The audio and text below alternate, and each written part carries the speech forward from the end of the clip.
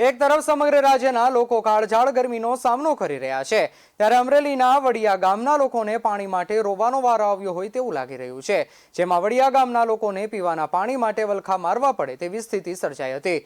મળતી માહિતી મુજબ જો નર્મદાના નીરની લાઈન કપાશે તો શહેરને 6 થી 10 દિવસે પીવાનું પાણી મળશે, તેમજ સરકારની નલ સે જલ યોજનાના ધજાગરા ઉડશે તેવું લાગી રહ્યું છે। મળતી માહિતી મુજબ શહેરને પીવાનું પાણી પૂરું પાડતા કૂવામાં નર્મદાના નીર ઠલવાઈ રહ્યા છે, ત્યારે પાણી પુરવઠા અધિકારીઓ કનેક્શન કાપવા માટે પહોંચ્યા હતા। સરપંચે જણાવ્યું હતું કે 12,000 આસપાસની વસ્તીને શું જવાબ આપવો તેમજ અધિકારીઓને કનેક્શન ન કાપવા સરપંચ દ્વારા રજૂઆત કરવામાં આવી હતી, તેમજ જો તંત્ર દ્વારા કોઈ પગલાં નહીં લેવામાં આવે તો સરપંચ દ્વારા અધિકારીઓના આંદોલનની ચીમકી પણ ઉચ્ચારાઈ હતી। જાણીએ સમગ્ર વાત વિશે। આપણે 3 દિવસે પાણી આપીએ છીએ। અત્યારે વડિયાનો ડેમ છે પણ એ પણ ખાલી છે। જે સિંચાઈ માટેનો ડેમ હતો એ આપણે પીવા માટેનો જથ્થો રાખવાની વાત હતી, તો પણ એ પણ પાણી અત્યારે વડિયાની અંદર એ ડેમમાં ખાલી છે।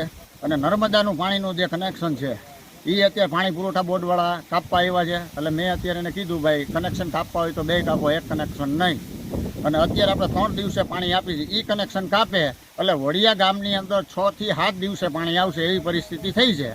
એટલે આ લોકોને રિક્વેસ્ટ મેં કરેલી છે કે ભાઈ તમે કનેક્શન ના કાપો, તો એ કે નહીં કનેક્શન અમારે કાપવું જ પડે એમ છે, એમ હાલે એમ નથી। તો વડિયા ગામની અંદર 12,500 માણસોની વસ્તી છે અને 20,000 ગાયો છે, ઘેટા બકરા છે, માલધારીના છે જે ઢોર છે, તો એને પાવા લોકો ક્યાં જશે? વડિયાના જે નદી છે આખો ખાલી છે, ડેમ પણ વડિયાનો ખાલી છે।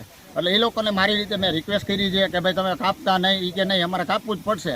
તો મેં એવું કહેવામાં આવ્યું કે ભાઈ મેં તમે બે કનેક્શન કાપી નાખો। એટલે અમે ગામને એમ કહી દઈએ કે ભાઈ નર્મદાનું પાણી વડિયાની અંદર આવતું નથી।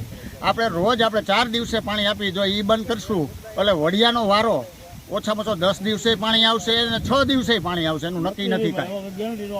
એટલે આ લોકો સાહેબને રજૂઆત કરી છે। BS 19 સાથે જેનિક સોજિત્રા, અમરેલી।